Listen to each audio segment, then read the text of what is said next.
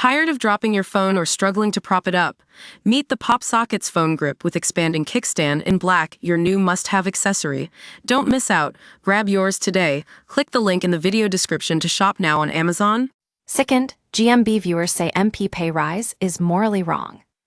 Viewers of ITV's Good Morning Britain were left outraged today, March 25, after learning that MPs are set to receive a £2,500 pay rise next month.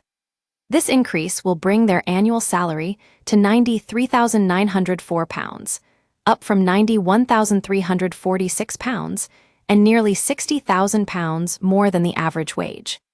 Presenters Richard Madeley and Susanna Reid were joined in the studio by TV and radio presenter Daisy McAndrew and Guardian columnist Owen Jones to discuss the matter.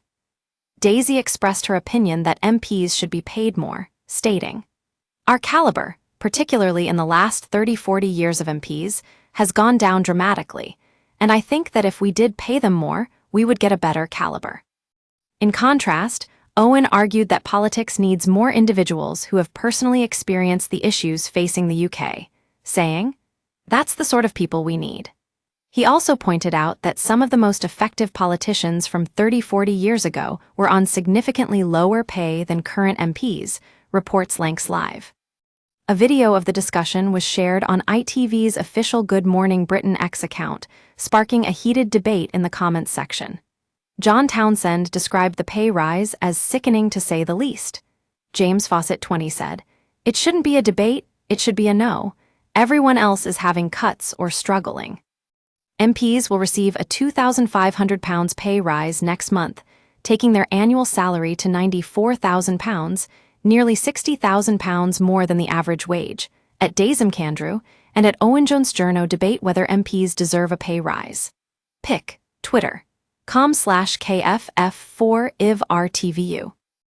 Anthelpin added, "It's morally wrong and sends out an entitled message to the public, who incidentally put them there." One commenter, Pammy G., strongly disagreed, "In the current economic climate, no, they should not get a pay rise ever." Julian Yaquib acknowledged both perspectives. "Part of me agrees that MPs' salaries should be commensurate, but all the points Owen Jones makes are equally valid." Carabiddle added, "Can't believe I'm saying this, but I agree with at Owen Jones Journo. We should be having people in politics that have actually lived through these issues we have as a country. Then they actually know what it is like." The decision to increase salaries was made by the Independent Parliamentary Standards Authority, IPSA, which considers the compensation of public sector employees. According to IPSA, the 2.8% pay rise corresponds to the suggested rate for other government employees, and it's just above the current inflation rate of 2.5%, with experts predicting further inflation growth this year. Recently, Richard Lloyd, IPSA's chairperson, acknowledged that public compensation holds great significance to the nation and expressed the need to transparently communicate the necessity behind parliamentarian remuneration and IPSA's decision-making process. "We use your sign-up to provide content in ways you've consented to and to improve our understanding of you. This may include adverts from us and third parties based on our understanding. You can unsubscribe at any time. Read our privacy policy." Mr. Lloyd said, "We know when we publish our proposal and that goes public, we will get a very strong reaction from the media and the public. I can summarize that reaction as often being, either pay them nothing or pay them much more. I think we're ending somewhere in between those two.